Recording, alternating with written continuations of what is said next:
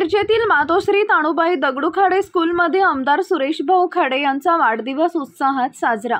मिरजेतील मातोश्री तानुबाई दगडू खाडे स्कूलमध्ये भारतीय जनता पार्टी आणि विविध पक्षातील सर्व पदाधिकारी व मान्यवरांच्या उपस्थितीत मिरजेचे आमदार सुरेश भाऊ खाडे यांचा वाढदिवस उत्साहात साजरा झाला।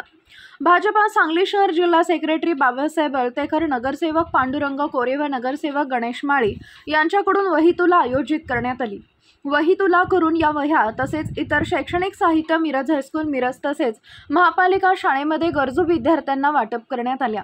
माझ्या वजना इतके हे शैक्षणिक साहित्य वाटप होत आहे ही कल्पना खूप सुखावणारी होती असं मत सुरेश भाऊ खाडे यांनी व्यक्त केले। डिजिटल तसेच इतर खर्चाला फाटा देऊन या पैशातून गरजू विद्यार्थ्यांना शालेय साहित्य देऊन भाजपाच्या वतीने एक स्तुत्य उपक्रम राबवण्यात आल्याबद्दल सर्वत्र कौतुक होत आहे।